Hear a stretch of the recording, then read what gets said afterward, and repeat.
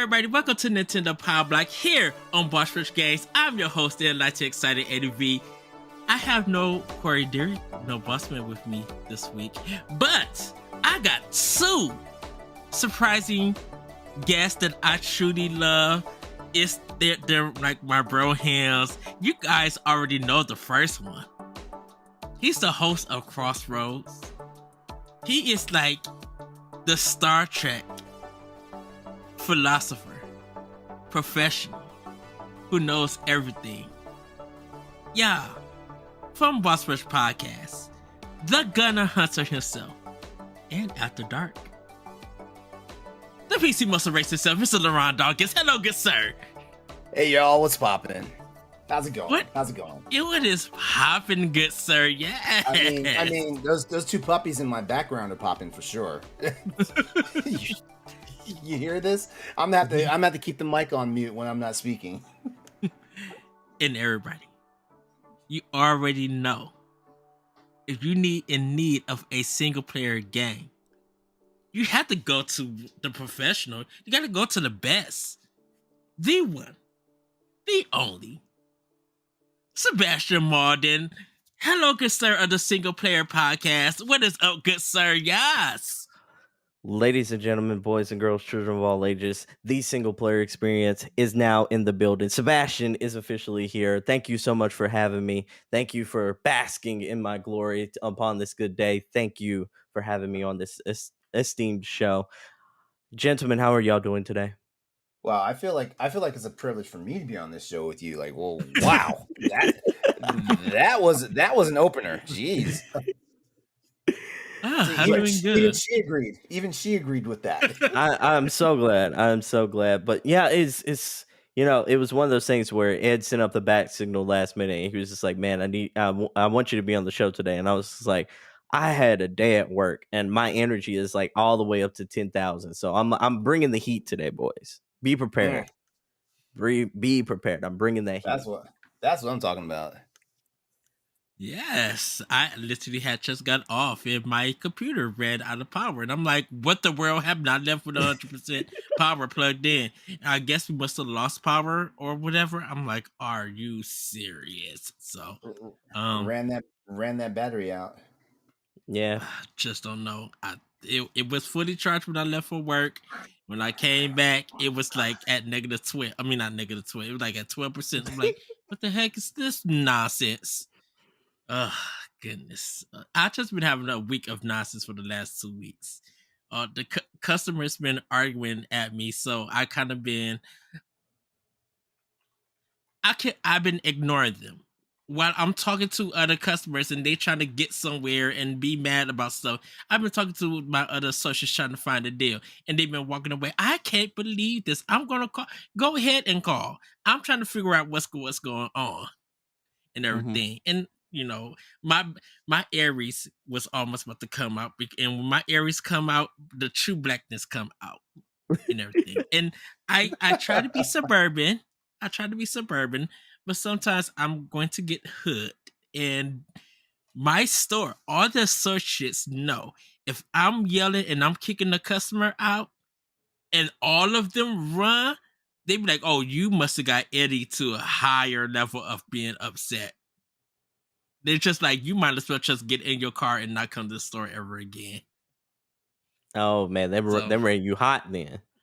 Oh, when I get that hot, I'll be like, I'm about to go sit down. Someone give me some ice cream or something, a snack. I'm about to be like, Man, that sounds like pure shenanigans. Mm-hmm. Yeah. And it's just been shenanigans over stupid stuff. Just like, But when I get to talking about video games and kicking with you guys and talk to my Boss Rush crew and community, I feel all better. Yeah, okay. It's your Zen place. As you should. Yes. As you should. Yes. Everybody, we have a mini block episode. I promise you guys we will be back to talking about Nintendo and playing with power and things like that. But we just got some like insane news.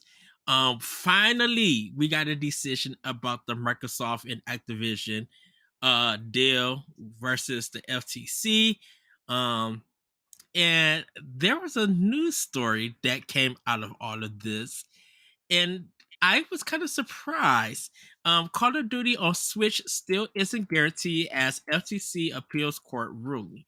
Um, and this story is coming from Nintendo Life. And it says, if you thought that the conflict surrounding Microsoft's acquisition of Activision Blizzard was all over, think again. Earlier this week, a California judge ruled in favor of Microsoft and denied the Federal Trade Commission's request for a preliminary injunction against the deal. The FTC has now filed an appeal against that decision.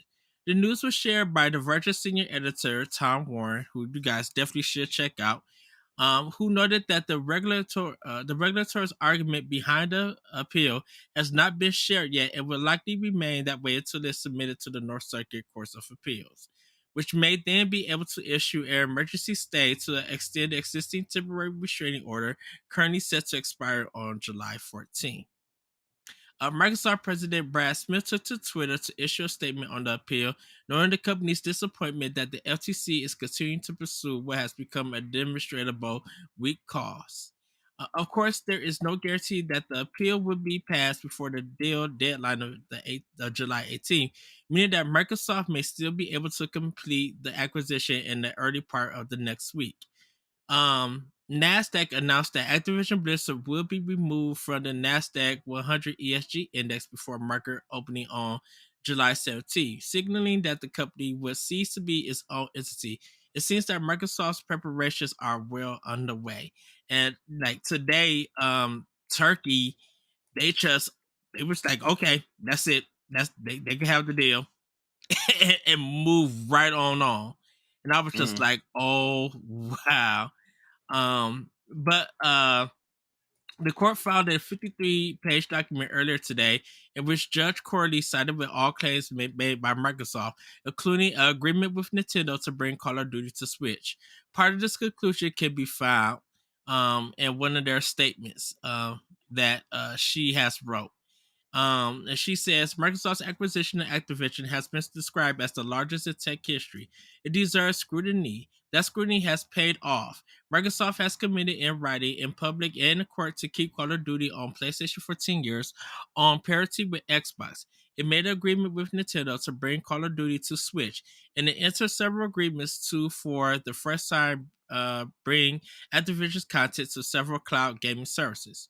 This court's responsibility in this case is narrow.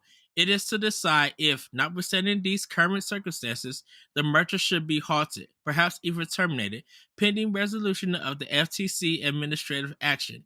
For the reason explained, the court finds the FTC has not shown a likelihood it will prevail on this claim that particularly vertical merger in the specific industry may substantially lessen competition. To the contrary, the record evidence points to more consumer access to Call of Duty and other Activision content. The motion for a preliminary injunction is therefore denied. So, what did you guys think of all of this? Just like, are you happy that most of this is almost about to be over, or was this court battle very juicy? Like the drama, like It was definitely juicy. It was definitely juicy. I you know, the stuff like this happens, and like it definitely gives us a peek behind the curtain about what goes on in the industry and stuff like that, because like we knew like, you know, like Sony churns out like mega blockbuster games as far as like their budget and stuff, but finding out that, you know, like we're looking at $200 million budget, you know, to produce like games like The Last of Us, as well as Horizon Zero Dawn and stuff like that, that was an eye opener right there and stuff like that, you know. Also, you know, just the whole there was so much shenanigans. Like it was easy to like just pay attention and see what was going on here. Like, you know, like some of the people on the FTC, they definitely sound like they did not have a clue about the industry and stuff like that. Like there was even at one point where someone didn't know who the hell Satya Nadella was. You know, I was like, come on, guys, like do your homework. Like like you guys are doing an injunction against Microsoft. You know, particularly Xbox, and Microsoft owns Xbox, so you don't know who the hell CEO is of the company. Like that's a name that, you know, like you shouldn't even have dropped, you know. It's like that. So it was pure comedy, but also like it was very enlightening to see all the stuff that came out behind it, because like this is the stuff that honestly this is transparency that gamers want all the time. Hmm. Yeah, I agree. I Sebastian. agree wholeheartedly. Yeah, I agree wholeheartedly. This is it. There was a lot of good juicy bits in there, like the cost of what Sony was like paying to actually put out these games, and then like some of the behind the scenes stuff about like what company was trying to buy another company back in the Oh past. man, I'm like, that was that. Well, we knew Microsoft was trying to grab mhm. everything, but wow, just to see it actually unfold before our eyes was hilarious. Like Microsoft has been wanting that presence, that has been wanting that presence in Japan for a long time. So to see them making attempts at like Sega, and some And of the other, Bungie. but yeah, well, I I was blown away when it was revealed that Bungie was considered a high risk investment for both Microsoft and Sony. Hmm. I was blown away because like the way people talk about Destiny and IPs around Destiny and stuff like that, you would figure Hmm. that like this is a hot commodity and stuff like that. So why would it be so much of a loss? Uh, but yeah, but I don't play Destiny like that, so like I really don't know like the inner workings and stuff like that. Like I just love how like the community for Destiny, like they have this ebb and flow of like, oh, we love it, we hate it, we're not interested, we love it, we hate it, we're not interested, and stuff like that. So that was wild. And oh, but it was interesting learning that like the Xbox Series S, Hmm. Nintendo was eating their lunch money.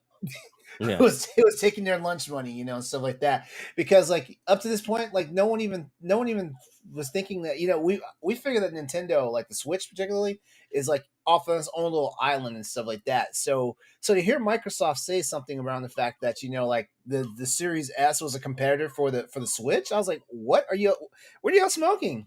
Yeah, and and it's especially funny when you find out that like the PS5 is outselling both the Xbox Series S and X units, like both units combined. I was like, that's wild, absolutely Yeah. wild. Yeah, Hmm. there was a lot of good juiciness out of this, but I'm almost to the point of oversaturation of just this whole news cycle. I would love for this to be behind us, and really and truthfully, I think like my most anticipated part is like the Fallout. I'm ready to, because I feel like that Fallout bits of like what is going to happen next is more Mhm. intriguing than the actual story is now. I'm like, I can't Yeah. wait to see what Microsoft has like in store for like Activision and what's the other company's name? I'm forgetting. Um Blizzard or ZeniMax. Blizzard, Blizzard, yeah, Blizzard, yeah. Blizzard, and King. Don't forget that, because Yeah. like that's part of their mobile strategy. Yeah, and then even more so, I'm like, I have a feeling PlayStation has been behind the scenes just talking about like acquisitions of their own, but they've been holding it off due to this FTC trial. And I would love to see what they're actually going to buy after this deal. I'm like, is it going to be is it going to be like another studio similar to Blue Point, or is it going to be one of the big dogs like Square or something like that? Because I have a feeling the only reason they haven't continued their acquisition spree is because the way it'll look.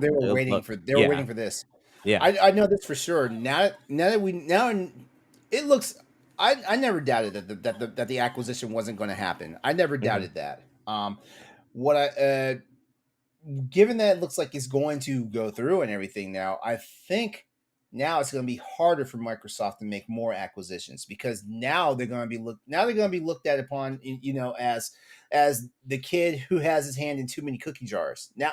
And like this is going to open up avenues for Sony, maybe even avenues for Nintendo, even though Nintendo, like they're Eastern companies. They're Hmm. not West companies like Microsoft is. Stuff like that. But now, like it's gonna look like Microsoft is too greedy. Now, when after the whole Activision Blizzard King is folded up and everything, it's gonna look like they're being too greedy, because we had ZeniMax Bethesda before that, and we had a couple other smaller studios. In the years building up, they didn't have much momentum during COVID, because I think they were banking on the fact that the Xbox Series X was gonna put them back on the map, which we kind of saw that's not what's happening. So they had this dynamic shift to Game Pass, which I will say did not work for them right at the very beginning when they wanted to Hmm. make Hmm. that focus. But now, like things are starting to happen. with Game Pass. And To be ultimately what I want to see. I'll turn the mic over after this. Ultimately, what I want to see is I want to see what they made a lot of promises, in the build up to getting them to court for the FTC ruling and the CMA, of course, and stuff like that. I want to see what they start reneging on, like in the coming years. yeah, that's because gonna you be know interesting. like these 10-year agreements, they're not going to play out the way they were put out on paper, that. And stuff like that, I guarantee you, like we mentioned Call of Duty. Like Call of Duty does not look like it's going to be super solid on Nintendo Switch. Of course, because they kind of say, oh, we're going to give Sony 10 years, and Sony was like, nah, we'll see you in court and stuff like that. They're gonna have to hold up that part of the bargain because they came out and said it and it's documented, and stuff like that. So it's going to be really interesting to see not so much what Microsoft delivers, but what Microsoft backs out on. Yeah, that's gonna Well, be very it's interesting. well, I know for Call of Duty won't be on Switch. I think their deal was just like on Nintendo's consoles, future consoles. So it kind of feels like if the acquisition does happen, Nintendo's going to give us they're going to give Activision a development kit for their next console, and then they can start which developing is on that next which is going Nintendo. to be which according to the documents is going to be on par with the PS3 and the Xbox One. So I'm like, that's A kind of a slap in the PS4, face. Xbox. That Well, Oh yeah, I'm sorry, PS4. Yeah. well, well. That's That's kind the of that's, oh, go ahead. Go ahead. it's the alleged thing from Bobby Kotick, because the thing about it is that they haven't even like dived into chips or anything to even get to that point yet. There is to me possibility if they were trying to get power and they was doing like a Xbox One thing. I could see the power of an Xbox One X that they're going. If they and it may cost a little bit more, but if they want like power, it'll still be in that generation. If they could do about an Xbox One X and be able to get it to that point where the chips are not that expensive and they can still make money off a sale of their console, I think Nintendo will go that route. Um, Well, it still sucks though because like technically we're looking at 10-year-old chips, 10-year-old Exactly. chipsets and mhm. art and architecture and stuff like that. Like and I'm not saying that this is a bad move for Nintendo, but like the major kicker, this console generation is that we wish Nintendo's hardware could do more, and like hardware is like we're already talking about the refreshes for the Series X and the PS5, so there's hardware refreshes coming, and you're telling me that we're going to have something that's technically a generation and a half behind. It's kind of weird. So maybe I'm hoping Bobby Kotick was talking out of his ass, but then again, Bobby Kotick, remember, this was a guy that we used to listen to a long time ago in the industry, stuff like that. And there's no reason why we should listen to this guy now, because like when his activist when his acquisition happens, not only is he getting a payday, but he can retire and he can disappear Yeah, from the landscape. So like I don't think that he's talking out of his ass of any of this stuff. I don't think so as well, well. well, it's just because I know Nintendo they're still research and development right now. They don't actually have anything for their next console just yet. Um, but it's kind of weird. I'm like, why would they tell him about a next gen system? I mean, even though he made fun of the Switch, and then Well, uh the dev kits have probably already gone out. Yeah, I for think the there was Yeah, a yeah, there was a story. There was a story that the Metroid Dread team in Spain already had a dev kit that they already had to play with a Switch Pro controller, which lets us know that at least like whatever future kit is also going to work with mm, some of the controllers from the past. But yeah, that was a big story that came out recently that yeah, I, yeah, that dev kits are starting to come out for a next gen console Switch. yeah. And there's also some insider stuff saying that there's a possibility that the next Switch console, based off of what they've seen in leaks, was not going to be mm, backwards compatible with existing Switch games and stuff like that. Hmm. So we're probably looking at a whole new architecture, which means like the digital marketplace might be screwed. I even would though hate they that. Oh, I would hate even that so much. but I think You're not even the though only that one. Right, but even though Nintendo did say, and that's why I said right now it's just all alleged until Mhm. we get some official statements from Nintendo themselves. They said that they will try to do something for their online and maybe backup stuff, cloud things, whatever for this generation for their next console. So we don't fully know yet or anything like it may not do a upgrade or something, but it may still have like kind of almost like the DS Lite, where you still was able to play DS games, but like at the bottom it was the Game Boy Advance games that you could play. So they kind of had like two cartridge slots in one of I the don't, same systems. I I don't don't know think if Nintendo. Nintendo I is don't going think that route. Nintendo. I don't think Nintendo knows what they're doing just yet. They just want to. They just want to be able to continue their partnership with Nvidia. Push the Mhm. next, push the next hardware that will have like some version of DLSS in it. Stuff like that. But what's also alarming is that Nvidia is putting more major focus on AI and stuff like that. So because I mean, like, look at how they bungled their graphics card lineup. This generation and stuff like that. It's weird. The 40 series has had nothing but like hardware people like upset because like Oh, I we're heard starting to that I heard we're there's starting been many problems, and they were just like, you might yeah as well just go get a 3080, or yeah I whatever didn't the even last yeah chip was.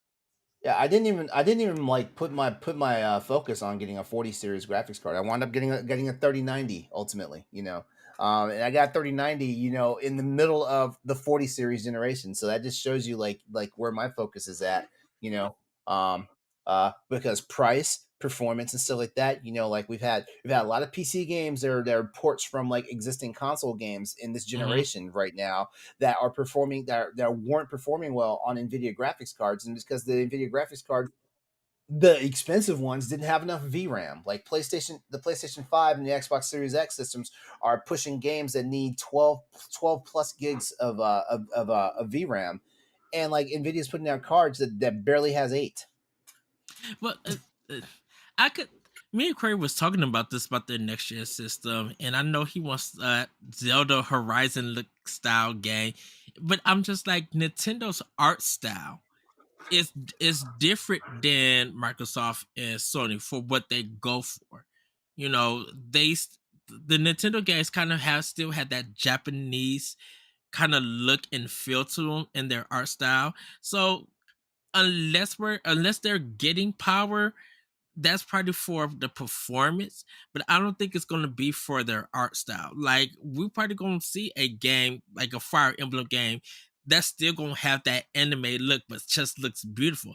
I mean, if the power is going to be needed, it's going to be between Percy, and this is just my opinion, it's going to be between a Metroid game or a Zelda game because those are telling a different style of narrative, and the atmosphere of those games need some detailed artwork towards them.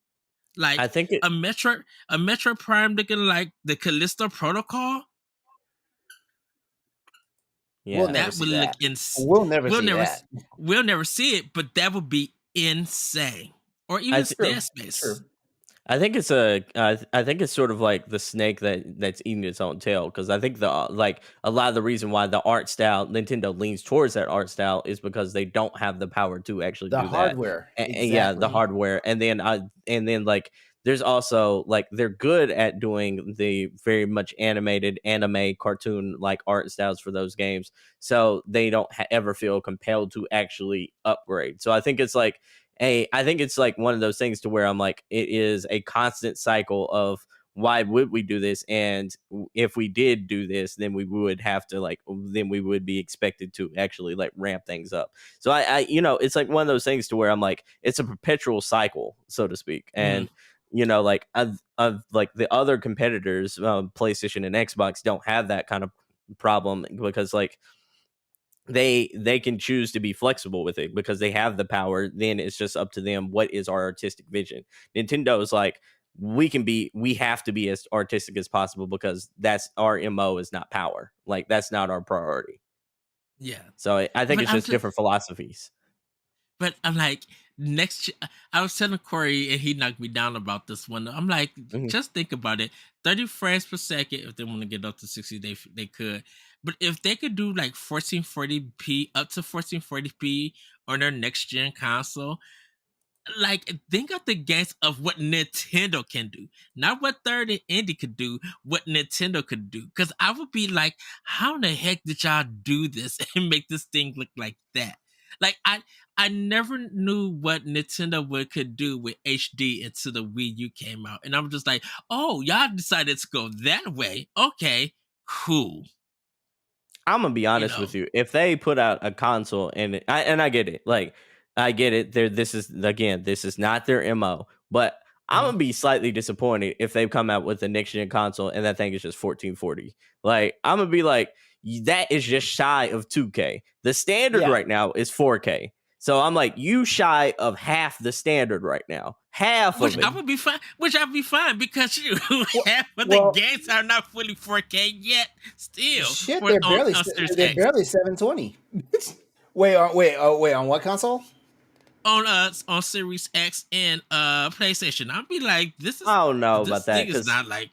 Because I can list some bangers out there that are like gorgeous looking games. I mean, I didn't buy the 75. I didn't buy the 75-inch television to play PS5 games under 4K. Like no, exactly. Redfall. That's on Redfall. That's on Redfall and their development team. You know, and I'm just like, I'm like, shoot, Halo Infinite don't look like 4K. I mean, there are some games that look up to 4K, but I'm just like, man, this stuff still look like it could be on Xbox One, or this stuff still look like it could be on PlayStation 4. Oh, okay. This stuff boils down to development teams and what they're willing to put into it. Yeah, that's all it is. That's all it is because I believe the tech when it says like, hey, it can do like the box for PS5 says 8K. I believe the tech because guess what? You can actually go to some YouTube sites and get the 8K content, and stuff like that. I believe crazy. It is crazy. Yeah, so it's up to the development houses and stuff like that, and I don't know. It seems like right now all these guys are banking on Unreal Engine 5. So Unreal Engine 5 needs to hurry up and start, like putting out like the games, stuff like that. So we can see because like there's a saying like the proof is in the pudding, but the proof of the pudding is in the eating. And that's why I was just like, just to see what Nintendo could do with 1440p, I think it would drop people's jaws. Like, people would stare. I mean, I'm just gonna say this. And this is a PC gamer. 1440p is impressive, but it ain't that impressive. No, I think you want 4K. You want four times the pixel density of 1080p. But I think for the thing with Nintendo, because of the art styles that they choose, they don't do a lot of realistic or photorealistic things for their games. So that's why I'm doing the 1440p. Like if Nintendo was moving to the more realistic, more photorealistic stuff, then yeah, give me Zelda and Metroid in 4K. Give me I don't know how Paper Mario would look like in 4K. That would probably be bunkers. But like, if y'all gonna go on a real looking style of F-Zero, do it. If I'm gonna get Eternal Darkness remake and y'all gonna make that 4K, I need it dark. Give me that Remedy looking style game in 4K. If y'all give me the games that they know they need that. But because of most of their games are an art style doesn't need that kind of 4K, unless they decide to go that route, then I'll take 4K. And I think that's the thing with Nintendo's just the way they kind of do their graphics and what they lead to. Oh, go ahead, Sebastian.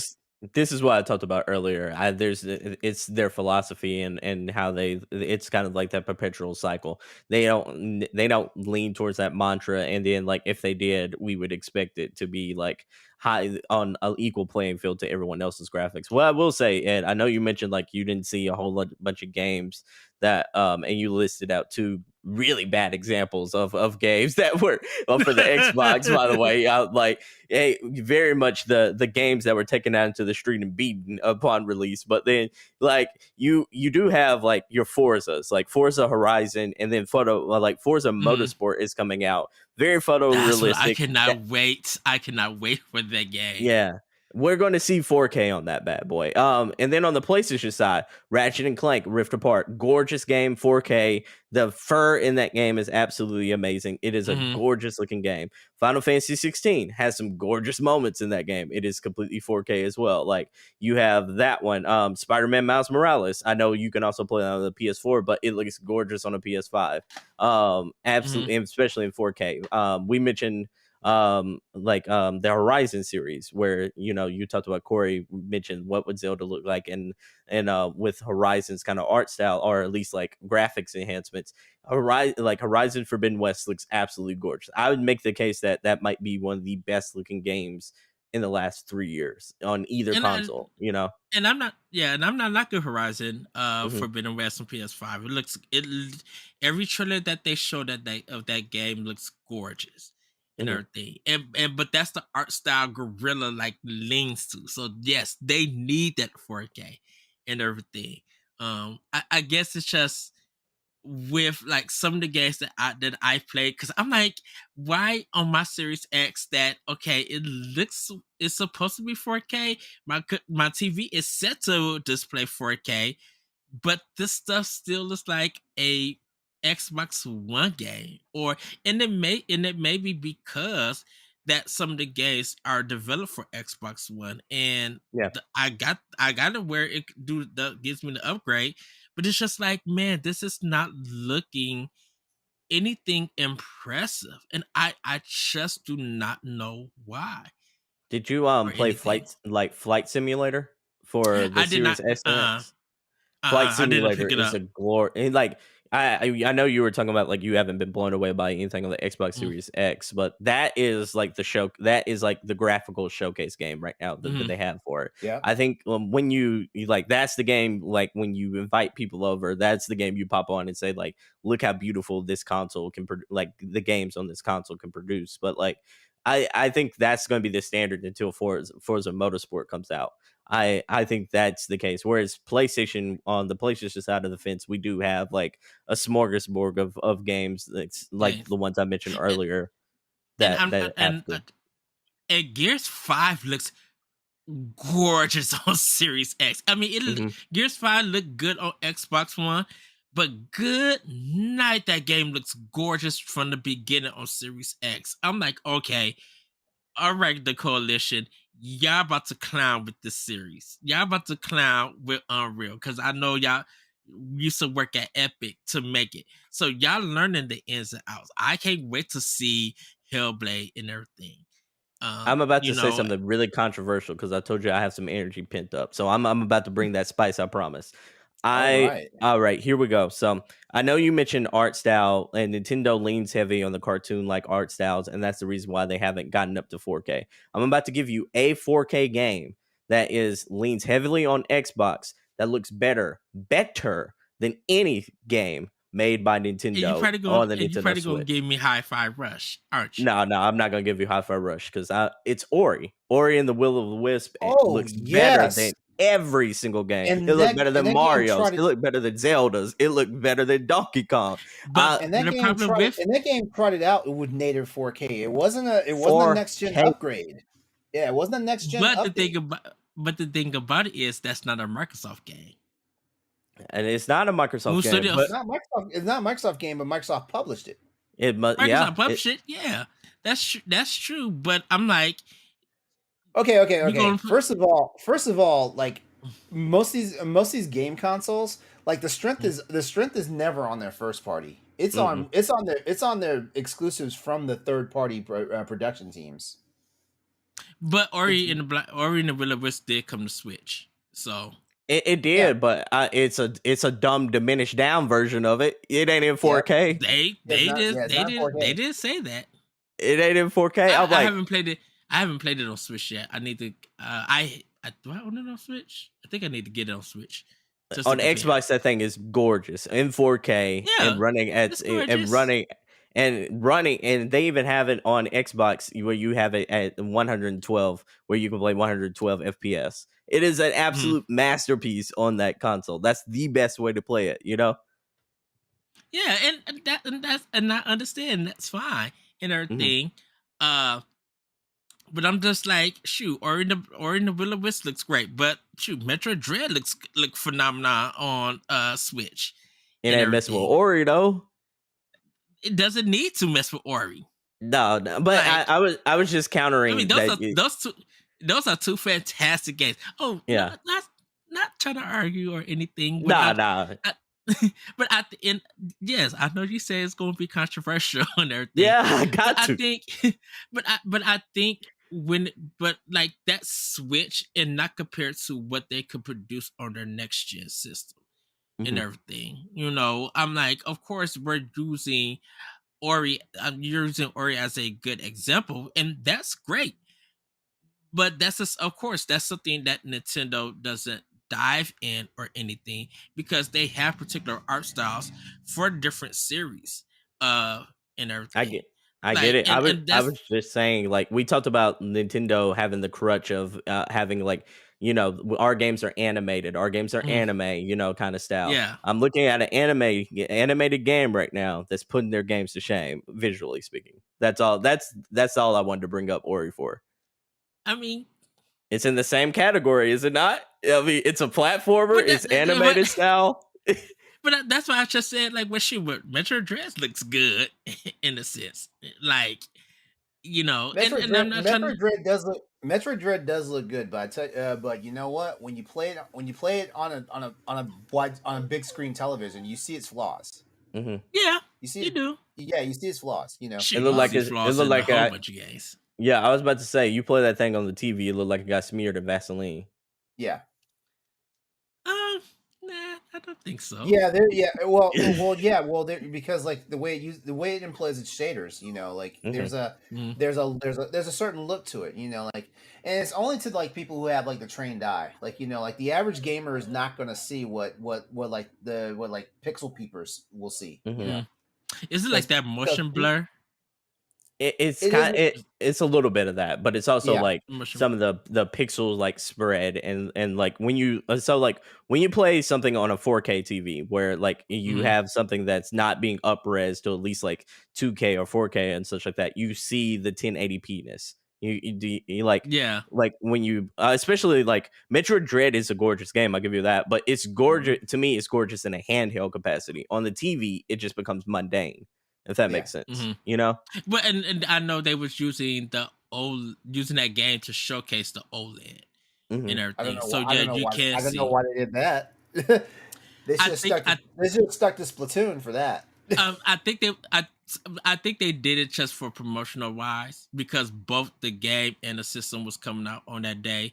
So it was just like, hey, while you're looking forward to the next Metroid game, you may want to upgrade your system to Yeah, OLED and get ha- it.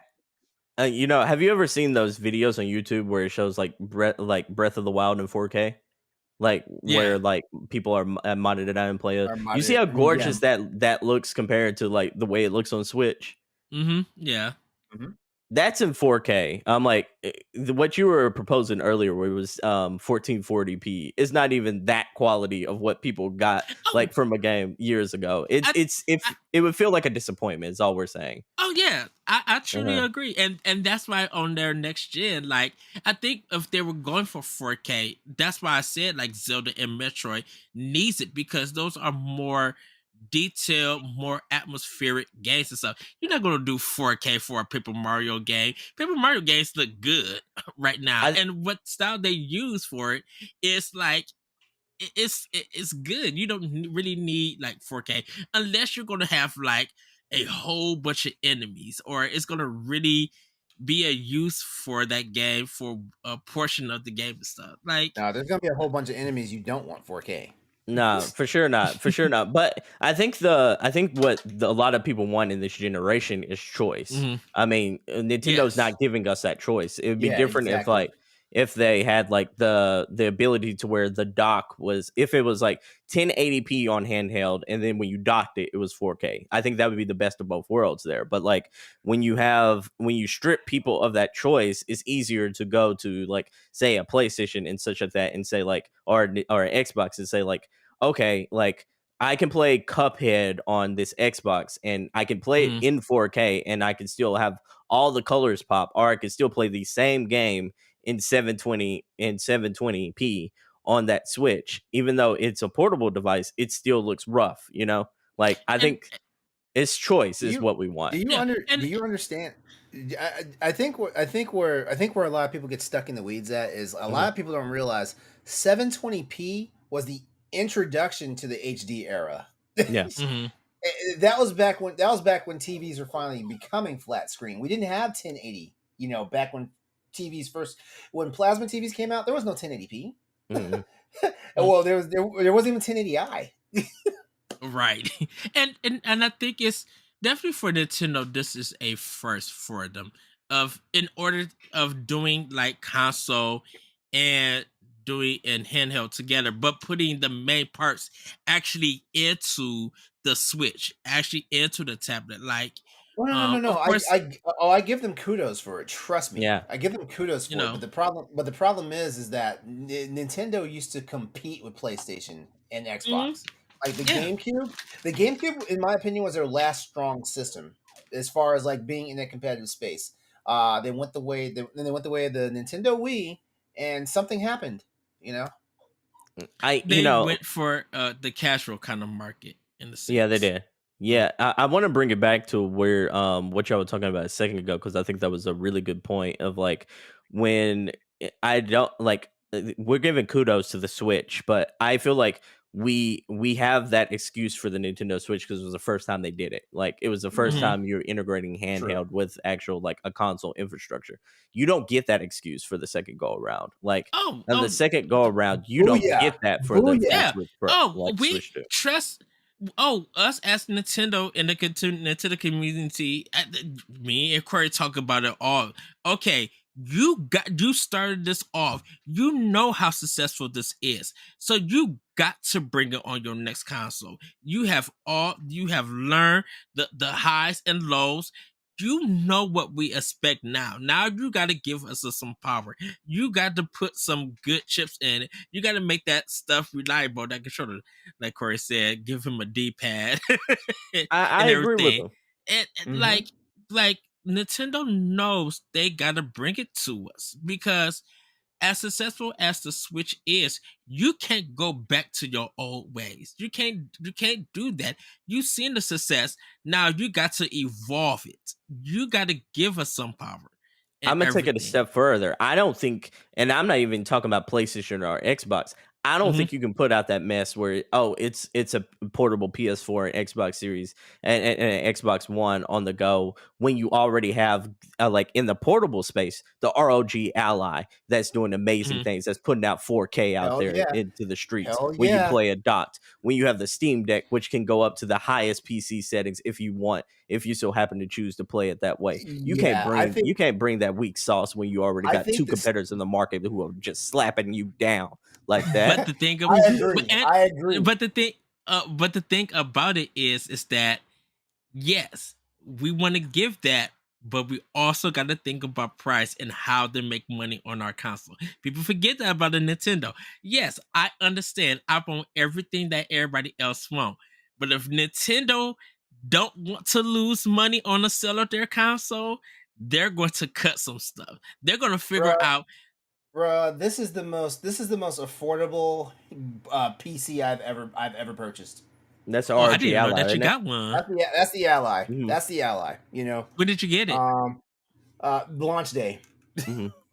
Oh wow! I got it when it came out. A day later, I was on a plane to California. Do you see how small it is too? Like it's small. You can play things and you can hook up. It looks big though. Nah, man, that's small. Compared to like big. The Steam Deck, here's the Switch. Here's the Switch, and there's the Ally. Like that's edge to edge. Yeah, you know, so it's big. But it's got form factor compared to the Steam Deck because the Steam Deck is a chunky boy. I don't have a Steam Deck. And you know what? I think I made a mistake getting this because I was looking at Steam Deck, but and now I'm like, why would I get a Steam Deck? Because I'm not gonna. Oh, there you go. There you go. You see how big it is compared to my head? Turn it on its side for a second so you can see how look how thick it is. Yeah, it looks smart. It looks like, is that width-wise? It looks like width-wise, like the way that you're holding it, Sebastian. I'm talking about how thick it is. Oh, the thickness. Yeah. Looking at it, it looks like that your system is longer when it's on the side than a Steam Deck and everything. Mine? Yeah. I don't know. Like I need to actually put my hands on a Steam Deck. Yeah. Like this thing kind of ruined me for any other like handheld though. I can tell you that right now. Like I've been having a blast with it. Yeah, but yours is cloud-based, right?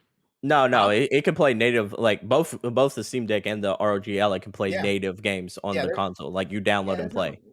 There's no. Oh, it's a hard, like a SD hard drive kind of thing. Yeah, inside of it. SSD. Okay. It's an SSD and it has the micro SD slot. Okay, that's what I was wondering because I thought they said that it was like cloud-based. No. You're thinking of the Logitech G Cloud and the Project. Yeah, that one. Okay. Logitech G Cloud is cloud based, and then Project Q, which hasn't released on the market, is also cloud based. But those two are you can download natively, or you can also play cloud like applications. So you have the option there. Yeah. Okay. It's hard to go back to a Switch though. Like legitimately, unless like for first party games, it's hard. Yeah. Yeah, and we're not even gonna talk about that three letter word that Nintendo can't stand. What? EMU. Yeah. EMU. They'll shut it down. They'll shut it down like a Karen in the club. They'll shut it down. Hey, look, it's their I can't believe you just said that. I might have to steal that at work. Shut it down. I told you I'm hot today, boy. I'm hot. I'm gonna shut it down like a Karen at the club. I'm like, you know what? I need to steal that. Hold on. Real talk though. Nintendo got salty fast with that leak of Tears of the Kingdom. Oh, they did, boy. Nintendo got salty. Like, man, it's like y'all waited for this. Like, well, this is how we know that Tears of the Kingdom was their swan song for the Switch. Because like for them to get this mad when like other games have been ripped from the card and hosted already, like, and I'm talking about bangers. Like, I mean, but Tears of the Kingdom is the one y'all want to call war on. Like, this is how we know, like, because the game wasn't out and stuff. So it like I've heard stories about like this already happening with Pikmin 4. You don't hear them banging, like crashing through nobody's house with the FBI or anything about this. Like they're not big brain for Pikmin. Like Pikmin out here getting mugged in the street and they just turned a blind eye. But when Zelda happened, they were busting through people's windows and such. Then dragged that 16-year-old out in the street and took him to jail. The Pikmin one I haven't heard or anything, and I think it's kind of just weird about because I'm like, shoot, this is Nintendo, that's their IP, and they're gonna go after whoever. They didn't even go ham about it on Metroid, and Metroid Dread was the first Metroid release in over a decade. Yeah, they didn't go ham like that, But I think it's because the game was out. But now the community was all up in arms because like folks are like playing on their PCs and like pushing it to the max levels. Nah, man, I'm telling you, if it ain't Mario, if it ain't Zelda, they ain't out here. They ain't out here fighting for it like that. Yeah, I think they will. Zelda, no. I was about to say Metroid Dread was a weird one that they didn't like really go after because I thought they would go after it, but I think it's because the game was out and everything. Put it like this: if Nintendo was hosting the cookout, like Mario and Zelda, they can get their plates first. Everybody else got to wait until they sit down. Not even not until they filled up their plate. They got to wait till they sit down. Shoot, with Smash Brothers, And True, some of them that's aren't even probably sitting at the grown folks table. Some of their telling properties you. aren't even sitting at the grown folks table. It's like right. it makes money. Earthbound got to watch over the fence. It's so shit that they can't even get into the cookout.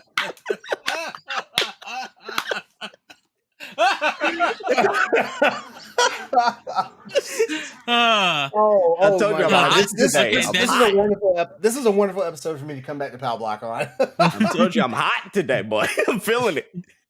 well, we're gonna move on to the next one. I mean, because you are right, Sebastian. I'm not lying about like you're not lying about Earthbound at all. Can't even get in. They got to watch over the fence. Well, we're gonna move on to the next portion, everybody.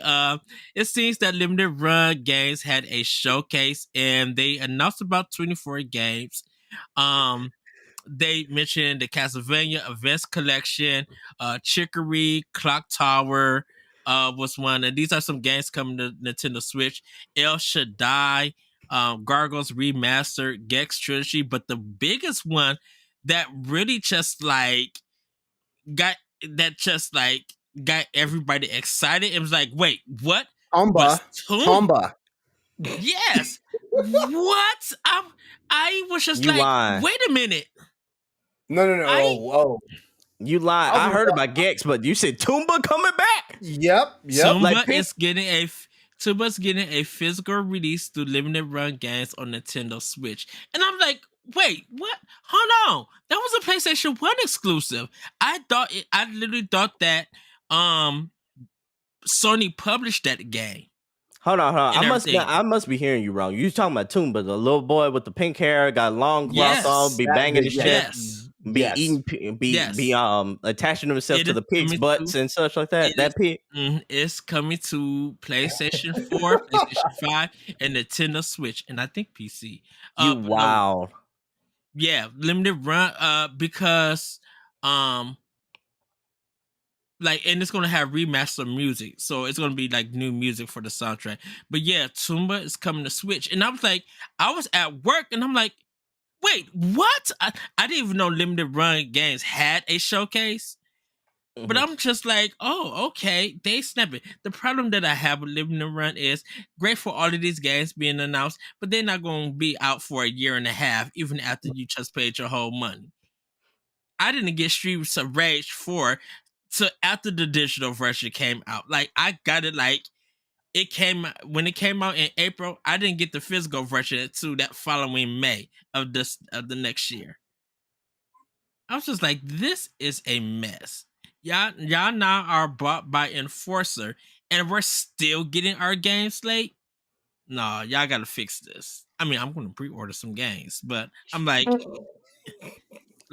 cause like Toomba, I know Toomba and El Shaddai I have to have, cause I never got to play El Shaddai, and I'm very interested in playing that. Yeah, it's they got about like 20 some games coming to Switch and everything. The Karateka game. The Karateka game. Like, is that the remake of Karateka from like the old like old school days? Because or are they just bringing back the old school game? Because I won't play it if it's that game. I don't know. I've never heard of it. Oh my God! You know what? Wait, no. You're about as old as I am. Hold on, you. Karateka, yeah. You know, I'm gonna shut up. I'm not gonna shame anybody today. I'm not. Only reason why I never heard of it or anything around, because like I remember Karate Champs by Daddy East, and then after Karate Champs, it came Kung Fu. Karate Champ was good too, though. Karate Champ was good. Yeah, that was kind of like the first game for the first Street Fighter. Wait, you're thinking of Bad Dudes. No, Bad Dudes was the beat 'em up game, but Karate Champ was the red and white guy. Yes, and one hit. Yeah, it was a simulation game. It was a simulation game. Yeah, so that's when I seen the title of Karateka. I've never seen or never heard it. I don't even know what platform that it originally came on. I can tell you. This is wild. I just can't believe Toomba making a comeback like this. Yeah. All right, so and Karateka. Karateka was a beat 'em up game that was originally released on. Okay, well, first of all, you remember this? This was the publisher of the game, Broderbund. Remember those guys? Mm-mm. No. This game was originally released on the Commodore 64. That's before my I time. missed that. Yeah, I missed that era. Yeah, and it made its ways through to the Atari, the Atari, the 7800, the Commodore 64. It wound up becoming an NES game, MS DOS game. It was even on Game Boy at one point, and then the HD remake hit Windows, PS3, and 360 and iOS. Ooh, that's And let's see, the remake came out in 2012 and 2013, depending on which platform you got it for. So low key, do y'all realize that it seems like all the PlayStation 1 platformers have in some way made a comeback except for this game called Blasto? Oh, Yeah. man. Blasto is Gex, with Gex and Toomba making their comeback. Spyro and Crash Bandicoot got remasters. Rayman is still kind of relevant and everything like that. All the major old school platformers have somewhat made a comeback except for Blasto. Blasto out here in the streets looking and can't get in the cookout either. Didn't Blasto have a famous voice actor for Saturday Night Live who died? Phil Hartman, right? Yeah. Yeah. Was he in that game? Yeah, Phil Hartman voiced Captain Blasto is what they said. Okay. I didn't know this was a first party Sony game. It said developers are Sony Interactive. What? I didn't know that. Blasto, but hold on, I got another thing about the cookout real quick on the Nintendo side. Do you think you think Captain Falcon from F-Zero got invited to the cookout, but he had to sit in the car? He had to eat his food in the car. You know, it's messed up. He eating his food in the car, and Luigi show up late to the. What were you saying? That's a good LeRon? question. That's a good question, because where's a modern F-Zero game at right now? Exactly.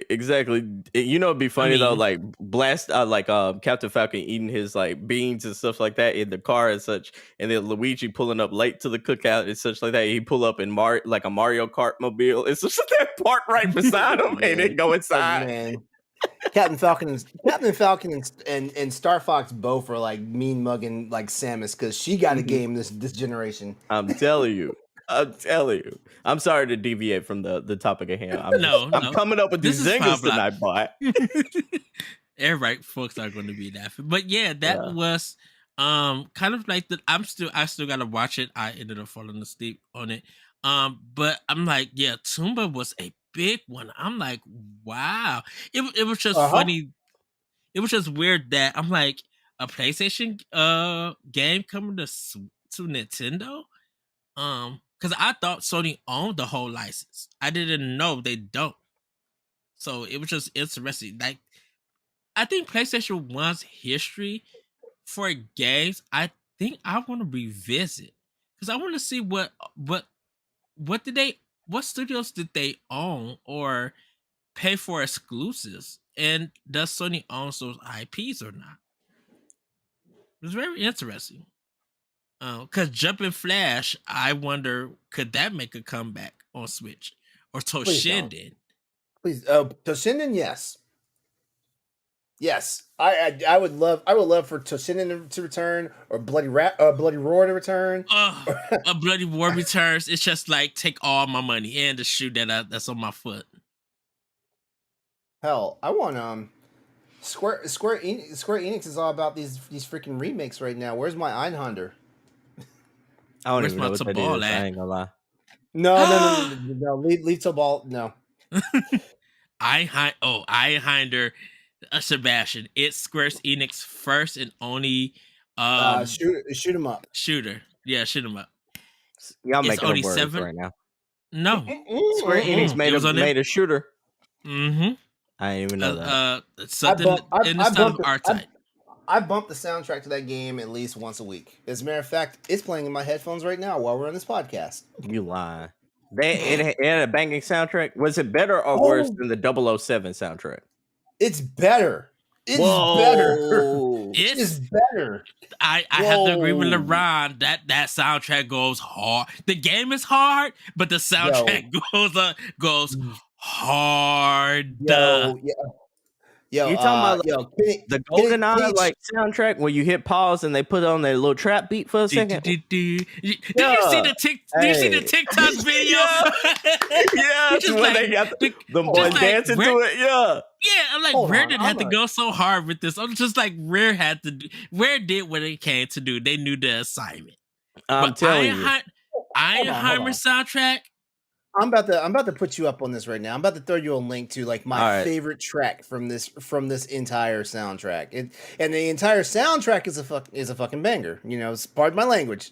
Put me on game because like it's hard for me to believe that they got a beat that go harder than the GoldenEye like pause menu beat.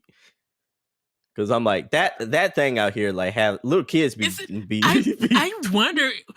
Was that like the first trap song in a video game? Now thinking about it, I'm thinking like, so. All right, here's your link. I got you. You know, I had to click on it because I don't need no Christos emergency from YouTube. Have you heard of this ad? No, it's called ad blockers, buddy, or just subscribe to YouTube Premium. Oh shit! I have to do all of that. It's got a little tech to it. Yeah, like this is when I tell you this low key kind of sound like it can be a '90s R&B type of joint for like this is one of the best soundtracks I've ever heard for a video game, and the fact that it is for a shooter, it go hard. It's mind blowing. It go hard. As a matter of fact, because that song that you're hearing, for people who are wondering, like find the Einhunter soundtrack, listen to track what was it, track 13, I think it is. It's called the track is called Dawn. You sent me Dawn, yeah. This go hard, but I don't know if it's 007 hard though. You gotta listen to the whole soundtrack.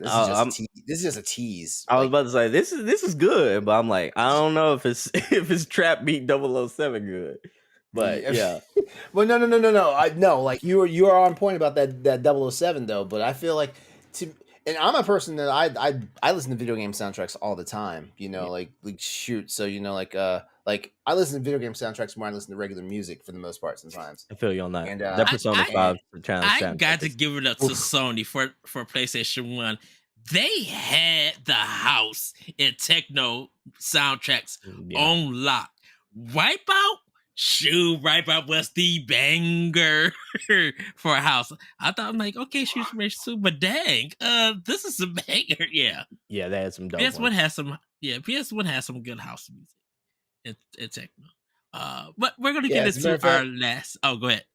No, I just want to say, like tracks 13, 14, and 15 are all one stage. Like Dawn is the opening of the stage, Madness is the mid boss, and Conflict is the second part of the stage. That whole 3-song run is freaking incredible. Yes. Well, we're gonna get into our third and final story. For the Japanese charts, Zelda: Tears of the Kingdom and Final Fantasy 16 Battle for Supremacy. It's time to check out the Japanese charts once again, and as expected, The Legend of Zelda: Tears of the Kingdom and Final Fantasy 16 are pretty much neck and neck. After Master Detective Archives Raincoat dropped down to 4th place. That game just released a little while back. I'm getting my collector's edition Friday. So I'll be able to speak on it more next time on Pow Block, everybody. Tears of the Kingdom is still beating out the competition and is slowly but surely inching towards that 2 million unit milestone. Whether it will reach it at its current rate remains to be seen. But goodness, what a feat. Elsewhere, it's Switch City over in Japan with all the usual suspects making an appearance, including Mario Kart 8 Deluxe, Nintendo Switch Sports, and Splatoon 3. What a great time to be a Nintendo gamer, right? So The Legend of Zelda: Tears of the Kingdom, so 17,996 copies. Final Fantasy 16 came in 2 at 14,109 copies. Mario Kart 8, 9,736. Master Detective, 9,566. Minecraft, 6,935. Switch Sports 6,247. Splatoon 3 5,550. Smash Bros. Ultimate 4,979. Ring Fit Adventure 4,727. And everybody wants to switch at 4,494 with a total copies of 7,814 copies. And that I was think number 10. I think the crazy thing is how many people got bamboozled and been buying 1-2 Switch. Yeah. Like they got Yeah. fleeced, absolutely fleeced. I'm actually And surprised. I'm actually surprised it's still in the top 10. Well, everybody wants to switch. Was just like, wait, the game came out. Like no one around here brought it. Like no one's talking about it. And I was just like, oh, it was a game that came out. That okay, it's a game I didn't pre-order. I didn't buy one to Switch. So I guess people who do own it, hopefully they having fun. But I'm happy to see that at least Final Fantasy getting up there. It is well deserved of the sales and stuff. And hey, it's runner up for a good Game of the Year nomination. So I think it's gonna be up there with a lot of nominations. I think for PlayStation 5 owners, it might win Game of the Year for them, depending on Spider-Man. Spider-Man 2. We gotta see how that does. But like Final Fantasy 16 is well deserved. I still need to get my PS5 in the game so I can play it. And I do want to hear the soundtrack. Everybody said the music in Final Fantasy 16 It's good. is so good. LeRon, what's your game of the year so far? My game of the year so far is Dead Space. Dead Space remake. I feel you. I feel you. Ed's over here on Tears of the Kingdom. My bad. Yes. Yeah. Okay. And LeRon, I finally got my Dead Space for Series X. So I didn't get it when it came out because of Fire Emblem Engage. But I'm so excited to play Dead Space the remake. It looks really, really good. Yeah, I haven't had a chance to play Final Fantasy 16 yet. My roommate has it, which is why usually my PlayStation 5 is right back here right behind my shoulder. But my roommate bought Final Fantasy 16, so the PlayStation is downstairs right now in the living room. And he's playing it, and I peeped in on him, and man, it's gorgeous and stuff like that. The only reason why I haven't been enthusiastic about playing it yet is because as much as I want to play it, I kind of want to wait for the PC version. Yeah, what is the deal with Final Fantasy 16? Because they were just like it's a 6-month or it's time exclusive, and then they don't know what comes in after it. Like, is it hidden PC only or in Xbox? Like, what is the deal? It'll probably be just like Final Fantasy 7 remake. It'll probably just show its face on PC, and they'll keep rolling. Yeah. I doubt it'll come to Xbox as well. But yeah, I think they're waiting for the merger there for that. Yeah, the problem is Xbox just made an enemy out of Square Enix somehow. Honestly, that's the only thing I can think of. Because they're not even getting their B class games. Like they're not even getting Forspoken, Right. They got Stranger in Paradise, which is wild because that game is I think Xbox made the right move though. They kind of out of the some of the Japanese developers, they went and got Atlas to heavily partner with them, and I think that was really smart though. Yeah, because I'm like, if you personally speaking, I know Square Enix pumps out games like nobody's business. I haven't seen anyone pump out as many games as Square Enix has in the last year and a half. Like I don't even know if those workers get to sleep anymore. But like, Square Enix is acting like they need to compete with Capcom. Like I'm telling you. But I think and I think the thing with Square Enix for them outside of their big games, like you mentioned, around like they B tier games and stuff, they got a lot of it probably on Switch and maybe PlayStation, like those smarter, like even the 2D sprite looking games and stuff, and the collections. They just have a lot on Switch. Some exclusive, like time exclusive, and then bringing it to everything else. Like that's how I kind of been seeing Square Enix compared to their bigger games like Final Fantasy 15 and 16 and Forspoken and stuff. Yeah, it's gonna be interesting to see what happens going forward. But I think I think Xbox made a smart move by just partnering with Atlas because they like those are fan bases, especially if you've been games. Yeah, especially if you have like been a long time Xbox fan. Those are games that are also meaty, that are also have like an install base and a word of mouth, that like a lot of Xbox gamers have been salivating to get to try those games. So I think Mhm. that was a really smart move by them. Yeah, I'm Really shocked smart. that the Yakuza. Yeah, I'm shocked that the. It feels like the Yakuza series is even moving to more to Xbox than PlayStation. It's very weird.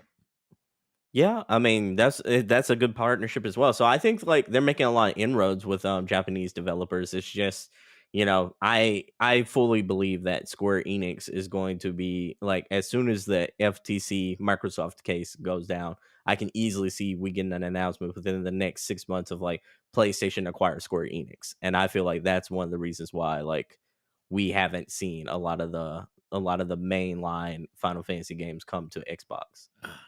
Boy, I swear Nintendo will probably be in some big trouble if Sony takes Square and Microsoft takes Sega. It's gonna be like, man. I So think they'll. Sega already said like there is no possibility of that happening anytime No, soon. Mhm. no. I think Capcom Sega would get Sega just acquired got their before legs Sega. back. Yeah, I think Capcom would get acquired before Sega does, though. And That would be. Capcom's too much of a role right now. Shit, all Yeah, they gotta Yeah, do is make a brand new Monster Hunter game, and they're gonna yeah. sell. Monster Hunter yeah. World 2 is gonna sell gangbusters. I know. Well, actually, me and Corey was talking about this yesterday. For a future expansion pass, but we think that if anything happens with Crystal Dynamics, we think that Microsoft might buy them, might buy Crystal Dynamics, It'd or be a if they smart could move. buy them, Yeah, yeah, because they're Crystal Diamond. We was talking about if the initiative was still working on Perfect Dark, but he said it kind of feels like that whole team at Crystal Dynamics is not working on it. So I would be totally shocked if the Crystal Dynamics version of Perfect Dark comes out on Xbox. And I gotta admit that Crystal Dynamics and Microsoft, they had a good one with Rise of Tomb Raider and Shadow of the Tomb Raider. Like, I'm not gonna knock them. They really did. I think they have a good business and they kind of fit together for it. You know, yeah. I'm and gonna not tell to you say who it's like the seems okay. like a Xbox, like perfect Xbox acquisition. I think it's IO Interactive, the team that made the Hitman games. Yeah, Like, that's I think another that's one. a match made in heaven for them. Yeah, because I went. They're independent now. They're indie, right? Yeah, yeah, Yeah, but they had a very close relationship with what was it, um like Square and all that kind of stuff too. So I'm yeah. like, I think that is more of a Western developed studio that I could see like Microsoft salivating for, and especially with them like currently making that James Bond game that. I'm gonna be honest with you. And this is another one of those like fire hot takes. I don't think Indiana Jones is going to be worth a damn. Like I think Indiana Jones might be a solid 7 or 8 out of 10. And if it's a 7 out of 8 or 10, like I don't think Indiana Jones is an IP people care about like nowadays. Like the vast majority of gamers, I think are not going to lose their minds over an Indiana Jones game in 2023. Like Oh, Corey can will. we? Corey will. I mean, Yeah, that's why I said Corey vast will. Yeah. majority. Vast majority is why I'm saying that, because Oh, like I don't think Indiana Jones is an IP that is strong enough to where like, especially nowadays, to where like it's going to hang with like other strong IPs out there. I can mm, clearly see us living in a world where that Ubisoft Avatar like Far Cry copy game that's coming out later this year is going to do better sales wise than this Indiana Jones game.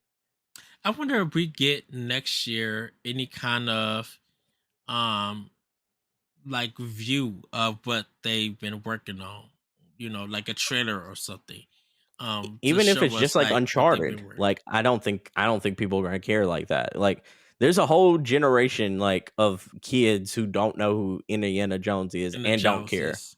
Yeah, I there's a whole like generation of teenagers and young adults that And don't have that connection with that IP. and it's so funny. I don't know if you've been having this conversation, LeRon, but Indiana Jones and the Temple of Doom, that's just been coming up that movie alone has been coming up that people just been talking about. Like it's Yeah, it's one of because the yeah, it's movies because that people. Oh, go yeah, ahead. it's because Short Round is the husband in Everything Everywhere All at Once. Yeah, but it was just like it was weird, with the new movie being out, or the current movie being out. That Tip of Doom just came out, and it created a big discussion about Indiana Jones, and it, Mhm. it was just it was so weird to be like, y'all speaking about this movie. It was just weird on how it came out. Yeah. But you guys, Yeah. that's going to be it for Nintendo Power Block. We kind of answered Dogmo in the first section True. and everything. So, but before we go, Sebastian, you want to go ahead and plug where people can find you?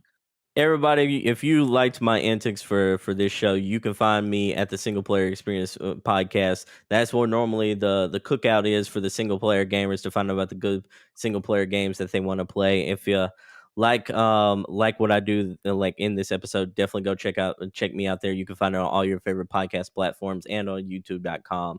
You can also see your boy Ed on the show on occasion. We and him have a blast just talking and kicking it together. So yeah, you can find me there. All right. And LeRon, where can people find you if you want to be found?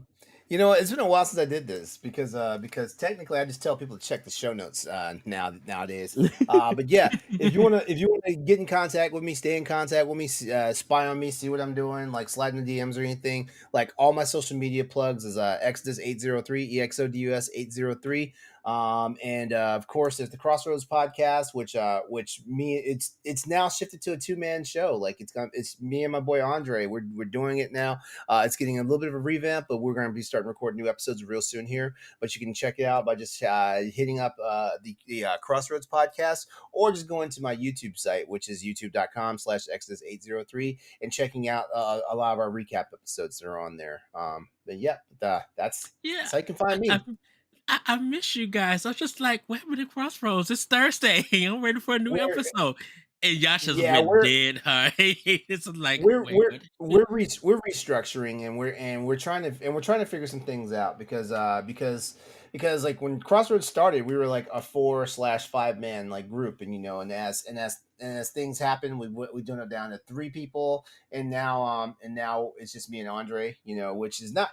Nobody's been excommunicated, nothing like that. Just like life happens, and people have like new priorities and stuff, and like so. The show still goes on, so there's going to be a Crossroads podcast volume 2 like that gets started up real soon. The new season, I should say. Every time we revamp shows, I don't know if you do this to Sebastian. I like to call them seasons. Be like, we're in a new season. Like this is the summer season. This is the fall season and everything. And I feel like even when Corey put on new like intros and how our pictures look and stuff, I'd be like, okay, so we're in our new season and everything. We're in our like new voyage and everything, and I think that's cool. And I like that's a that. neat thing. So you But that, you picture as a new season as opposed to a glow up. yes, yes, because the thing with Corey is that he'll like it. We'll do it for 3 or 4 months, and then he'll change it on me. Be like, you know what? It's time to update. I'm like, wait a minute. Can we discuss this first and everything? But yeah. But everybody, have a great week. Have a great weekend, and we will see you next time on Nintendo Pow Block. Bye, everybody. Peace out. If you want to be a Patreon producer, head on over to patreon.com/BossRushMedia, and find out which tier is right for you. Our Patreon producers at the $5 tier or higher for this month are Adriel Munger, Austin Campbell, Celeste Roberts, Christian S., Sana Dierig, Francisco Santillan, and Rebecca Jewell. Thank you for your continued support. Nintendo Pow Block is a product of Boss Rush Media, LLC, and is recorded from our headquarters in Akron, Ohio. The show is hosted by me, Edward Varnell. My co-hosts are Corey Derrick and Corey Yikes. You can find Corey at I am Corey in HD on Twitter and Instagram, as well as hosting the Boss Rush Podcast and Tower Casuals, the Destiny Podcast. You can find Corey at Corey_Yikes on Twitter, TikTok, and Instagram. You can find me at That Richard Cole on Twitter and Instagram. Follow Nintendo Pow Block on all social media platforms at Pow Block Podcast. You can also follow Boss Rush Media and Boss Rush Network on all major social media platforms.